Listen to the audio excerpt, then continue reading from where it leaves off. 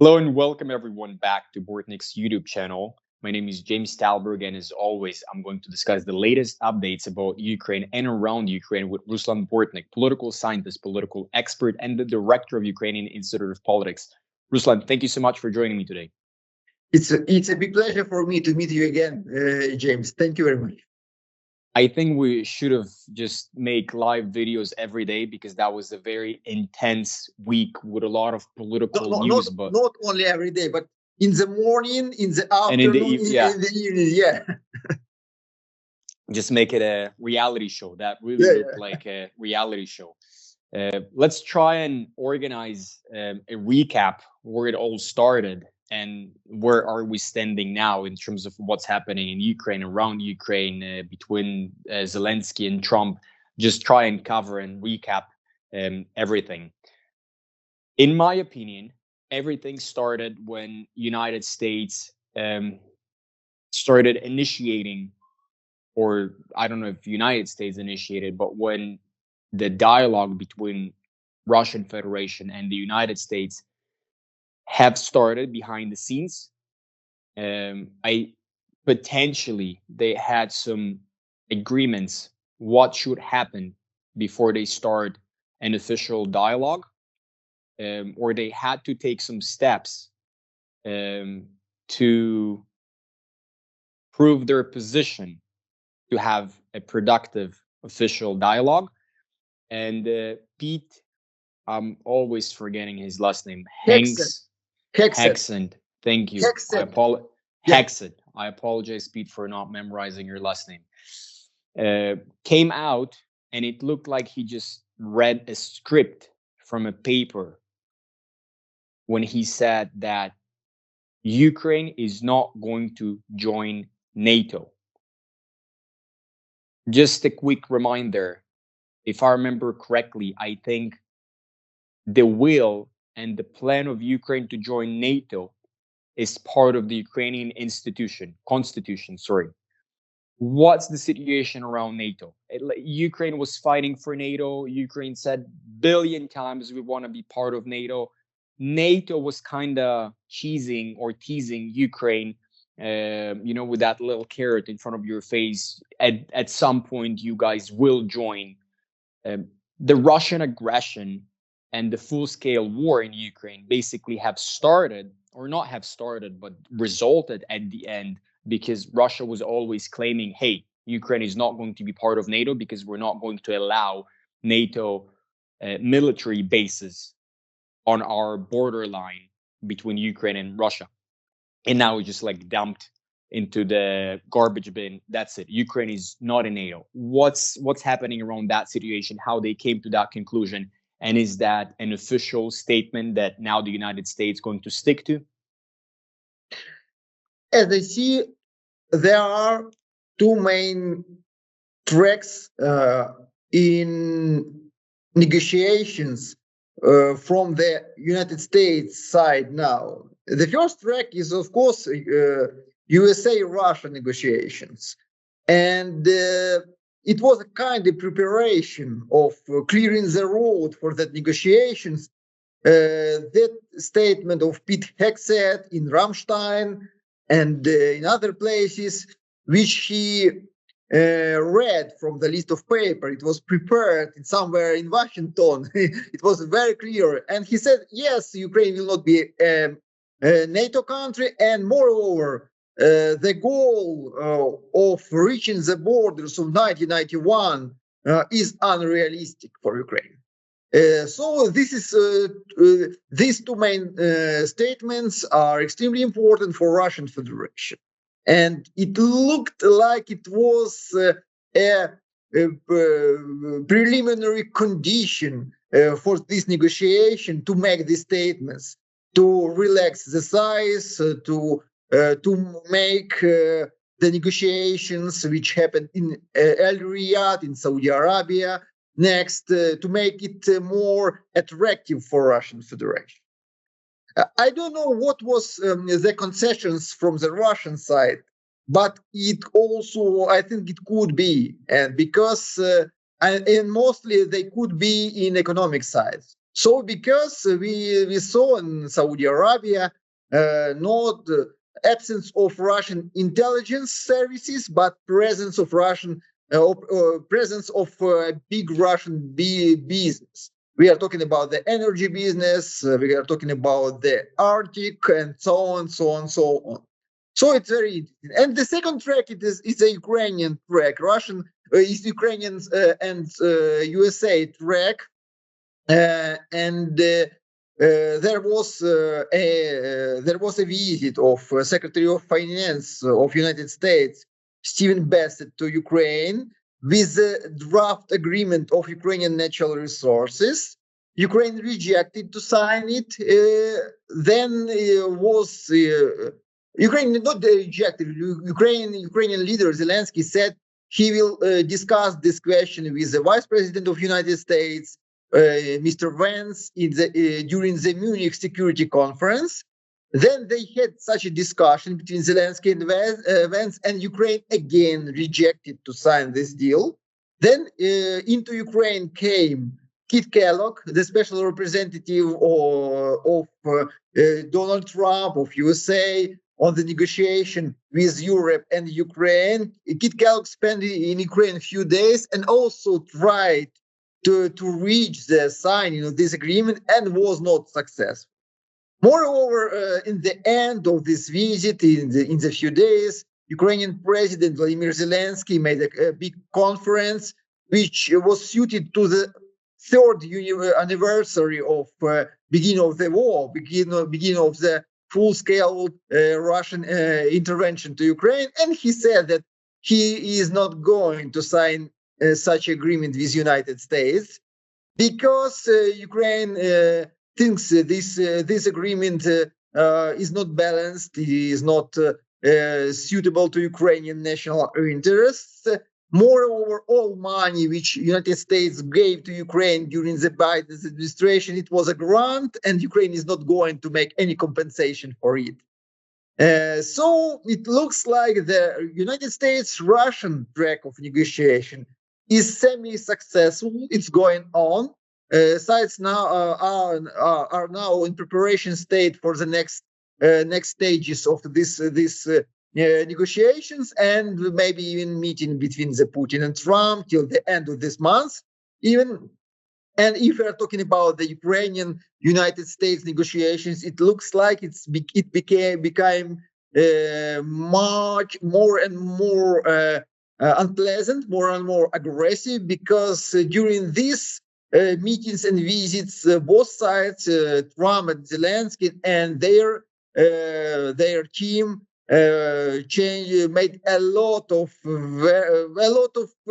sharp, maybe sometimes even brutal statements to each other. Trump said, Trump said that Zelensky is a dictator which is not doing the elections, and Zelensky said that Trump is a person who is leaving the space of disinformation.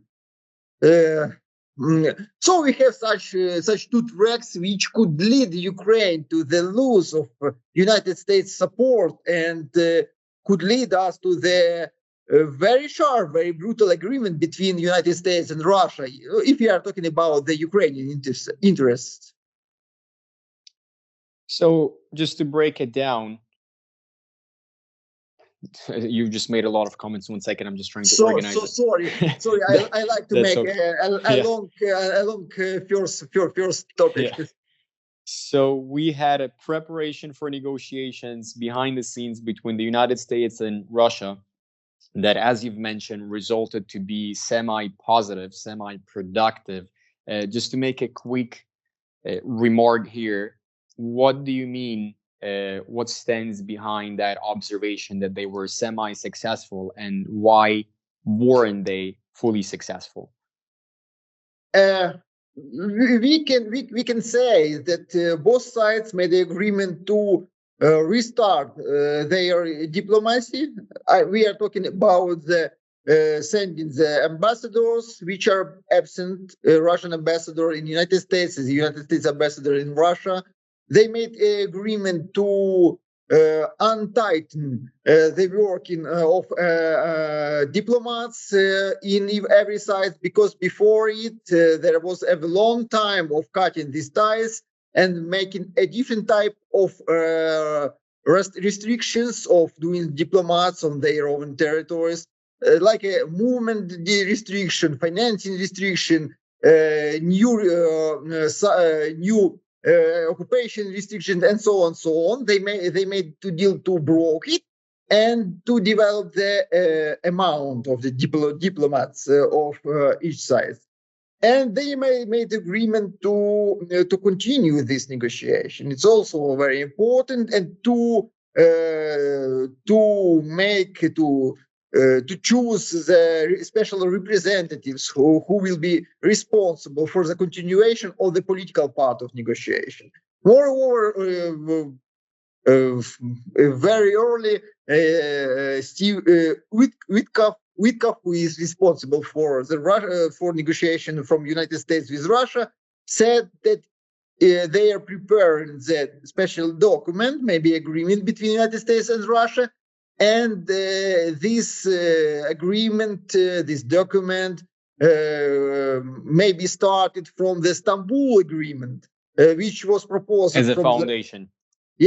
Foundation, which was proposed for Ukraine in 2022, and it was rejected by Ukraine and Biden's administration, Great Britain's administration in 2022.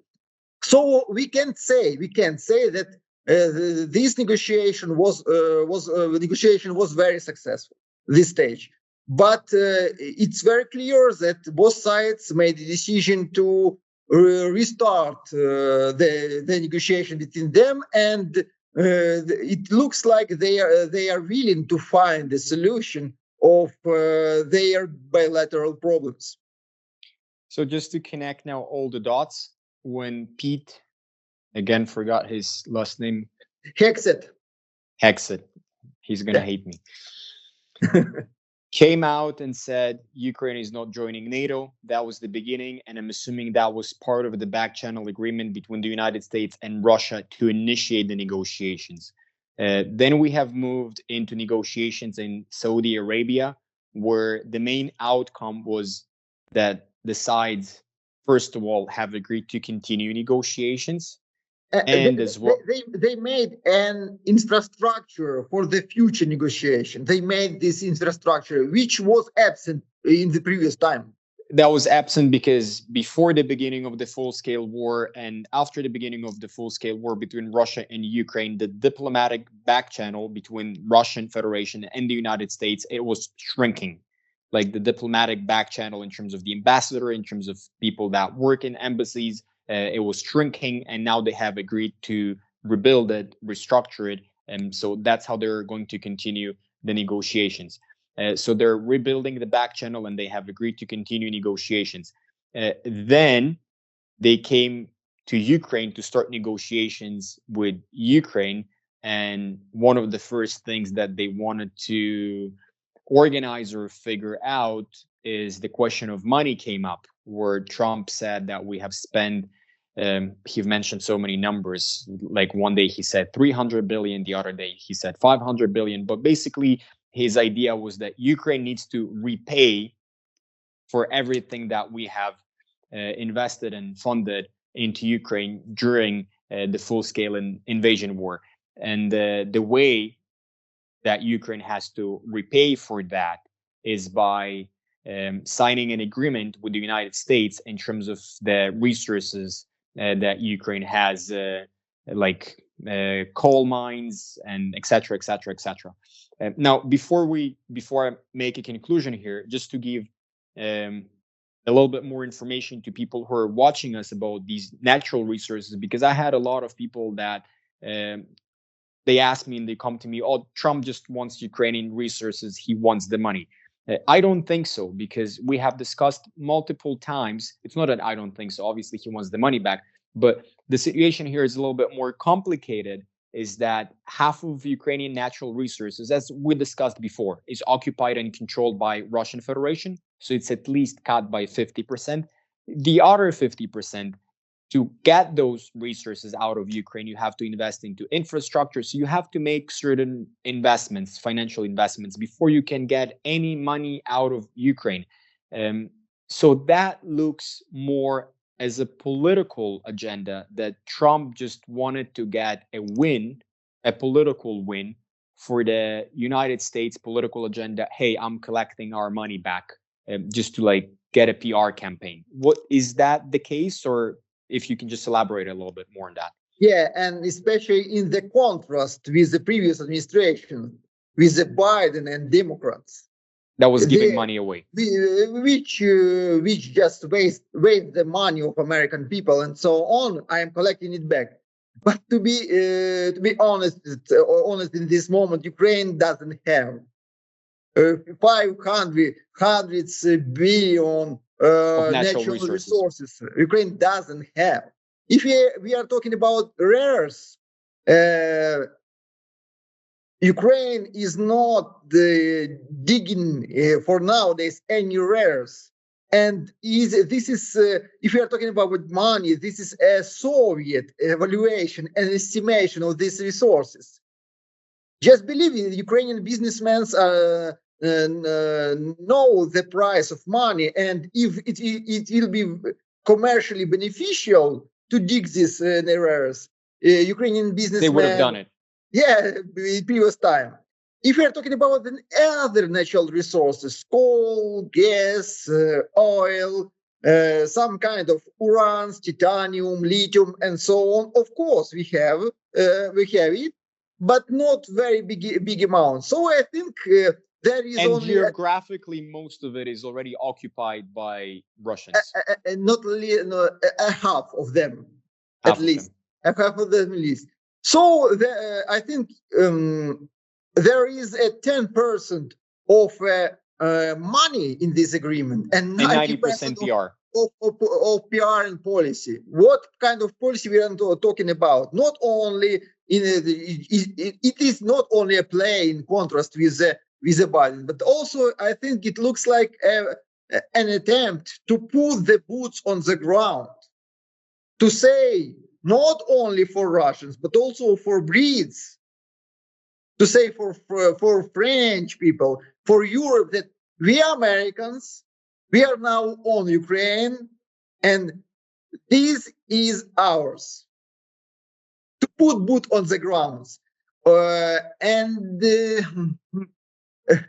The question of money, I think, is a second question. Secondary, yes. Moreover, it's very strange and even dangerous from Ukrainian side that these natural resources, if they have under the control of Russian Federation, does it mean that United States is ready to take these resources from the Russian occupied territories?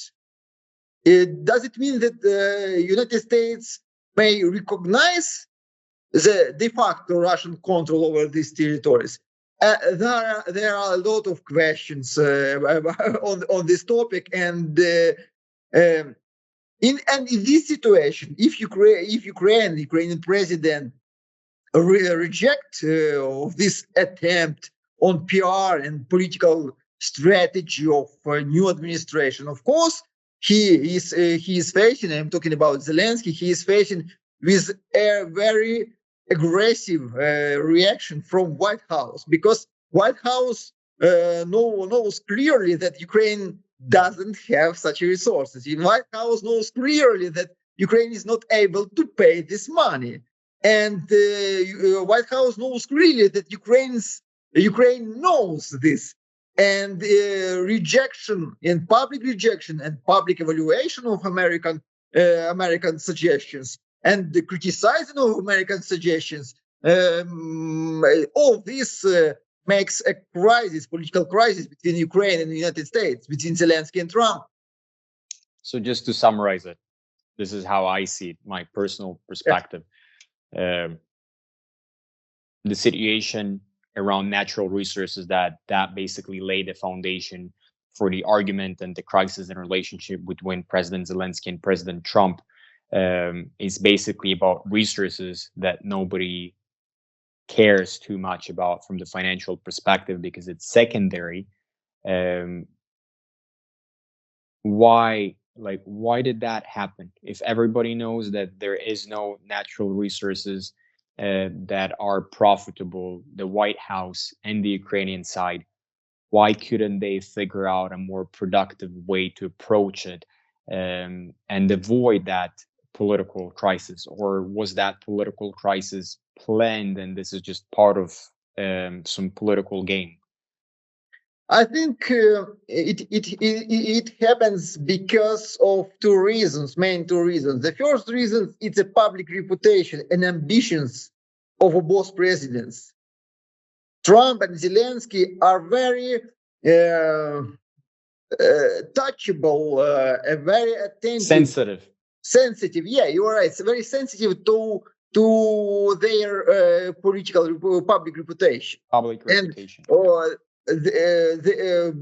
Both of them are willing to look like winners in this game. And of course, if United States is asking of Ukraine to pay the bills, there is no any victory for Zelensky from the public reputation, from the public political PR, and so on. I'm not talking about the strategic interest of Ukrainian people and Ukrainian state. I think in this situation we have a big gap between the political elites and the interest of Ukrainian people. A big gap, and a very dangerous, very worrying for me gap. And for a situation for the Trump, the same. Just imagine, he has somewhere president of a suffering country, which is dependent on United States for a half, from financing, from military supplies, and that person in public, in brutal way, is rejecting my suggestions. What he is thinking about? Who is? We are losing the world. Who is he? In this moment. And the second reason is also very important. I think maybe behind Zelensky there are some partners, liberal European partners like France, like Great Britain, which are also willing to become a part of negotiation and agreement between the United States and Russia, which are also trying to reach that chair around the table. So I think these two main reasons making such an influence of this negotiation and this communication between the sides. You've mentioned the European partners that are trying to include themselves into the negotiation process and negotiation table between the United because they were trying to find another reasons before. You remember these peacekeeping missions, European troops, and so on, but they were not successful. And other countries in Europe, during two meetings in Paris last week, it happened. They haven't agreed such missions to Ukraine. So now, for nowadays, France and Great Britain, without arguments, why they have to be around included. Yeah. So just to recap, the negotiations between Russian Federation, and the United States, they have started without Ukraine, without European Union, European partners, or Western European partners. They have started, they were semi-productive, semi-positive. Obviously, Ukraine didn't like that. European partners, the Western European partners didn't like that. You've mentioned the meeting in Paris. That was an emergency meeting that I think Macron called after the negotiations in Saudi Arabia started. And you've mentioned two times. Twice. Twice, yeah. The first meeting was for the first meeting, they were invited countries from Western Europe and North Europe. For the second meeting, mostly even Central and South Europe. So they have hosted those meetings, and they didn't came to any practical agreement in regards to Poland, Germany, they said that we are not going to take part in it. We are not going to send our troops to Ukraine without agreement with Russia, because we are not willing that our troops be a target for Russian rockets and bombs. This attempt to make a European task forces on Ukraine and to buy through these forces the place around the table was That's not exactly successful. what I was about to say. So they couldn't include themselves in negotiations in a productive way by the end of those urgent meetings in Paris. So they have decided, that's again what I'm getting out of the political agenda and all these news. They couldn't include themselves. So they have decided to play it backwards and use Ukraine in a negative way with that situation in regards to natural resources, somehow influence Ukraine to avoid signing any deal for natural resources between Ukraine and the United States, to later manipulate, hey, you cannot directly negotiate with Ukraine because Ukraine is problematic. You see, like, they're not willing to sign with you a deal, but we have more influence in Ukraine. So let us sit in that negotiation table and we will use our influence on Ukraine to make Ukrainians sign that deal or any type of deal. That's how they're trying to get. I would like to say it in another way. Yeah, that's just my opinion. There is some partnership between Ukraine and these countries, and some influence from these countries to Ukraine. And of course, it leads to the situation when Ukraine demands from the United States to include Europe to the negotiation, and leads to the situation when Europeans demands from the United States to prepare some other kind of agreements with Ukraine. If European Union, Western European countries want to have their place at the negotiation table, do they have any realistic strategic plan, approach, idea how to end the war in Ukraine? Like, can they be useful at that negotiation table? Or maybe even they can initiate their own strategy and negotiations and peace conversations to end the war and the conflict in Ukraine? I hope so, and I see some changes in the rhetoric of French President Emmanuel Macron. He said that he also said that Ukraine is not able to achieve the borders of 1991 last time, but in previous time, these both countries and bureaucrats in Brussels stated on position that Ukraine needs to continue fight till the defeat in Russia, till the reaching the borders. So I think that the European problem that they didn't have any exit strategy from this war. They never came up with a different plan except saying that fight till the end. Statements or just keep fighting. It's statements of nowhere. These statements leads Biden's administration to lose election in the United States also. Of course, if you are not proposing something, suggesting something for during the 3 years, it's a question of time when something realistic will come and propose something like Trump did. In terms of now the situation, I want to open up that topic a little bit more, the negotiations that we have right now around the Ukraine.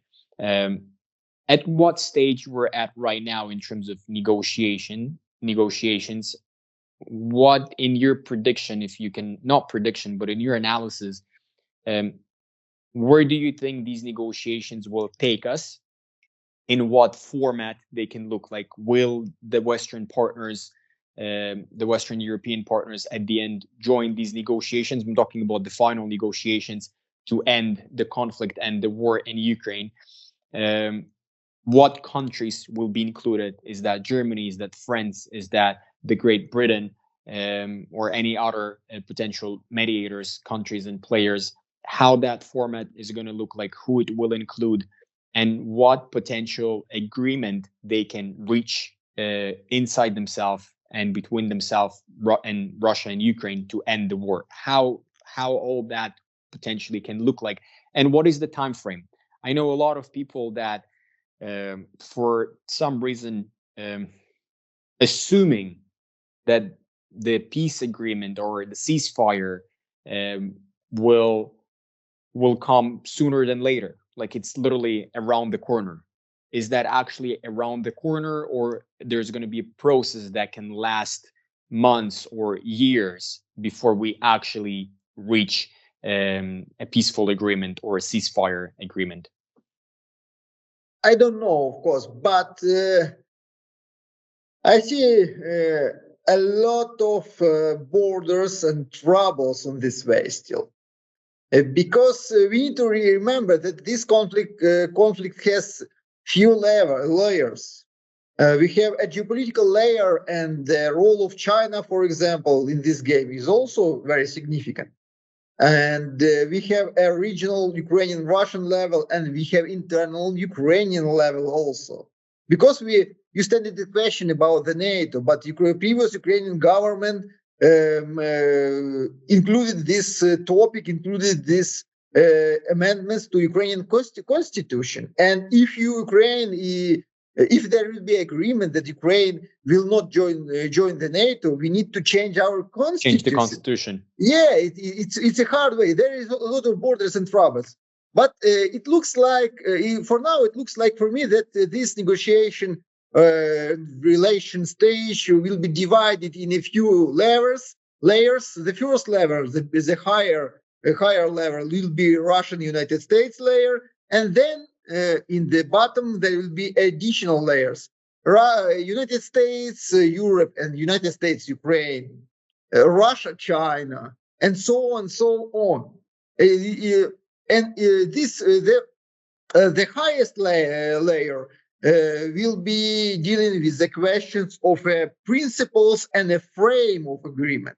And the lower layers, there will be a place to discuss and smaller changes, technical details, some kind of different amendments, which are not broke in these higher principles and frames which was prepared on the higher level. So I think this negotiation process will not be very fast. Or in other words, of course, Russia and the United States are able to reach a fast agreement, but they are not able to fulfill this agreement very fast. In any case, if even they will find this agreement, they will need a lot of time to fulfill it. How potentially that agreement can look like, what they will have to fulfill, how in terms of the border, in terms of compromises that sides will have to take, how that agreement will look like. I'm going to record a special video on this topic, but I think there will be a few important documents in the bottom, in the basement of this agreement. The Istanbul Agreement, of course, the letter of Russian President Vladimir Putin to the NATO and United States President Joe Biden, which were sent December 17, 2021, before the war. Before the war, yeah. Yeah. Excuse me. Yeah. Can you remind people that are watching us what the president of Russia was stating or asking in that letter? Yeah, there were two letters. The first letter to the United States president was a proposition to make an agreement between United States and Russia.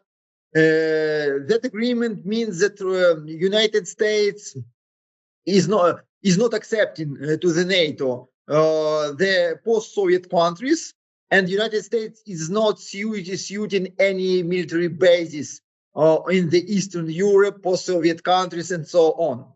And there was another letter to the NATO countries, to the Secretary of NATO, which also was a part to do, there was suggestions to don't sue the NATO bases in the countries of even of NATO, which were accepted to NATO after 1997.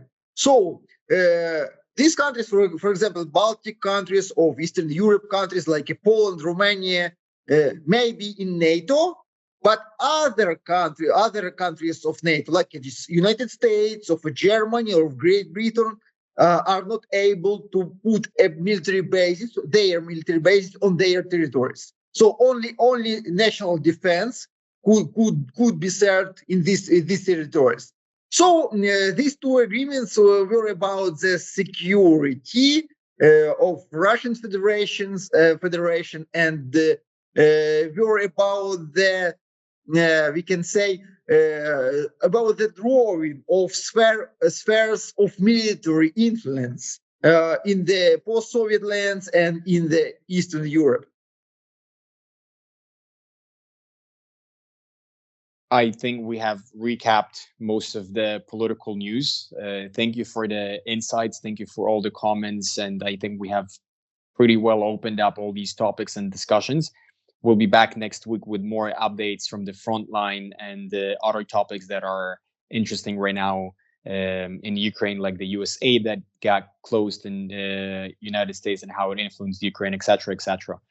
Ruslan, thank you so much, and I'll see you back with the next update. Thank you, James, so much also. And friends, please write your comments, and don't forget to subscribe for our young channel.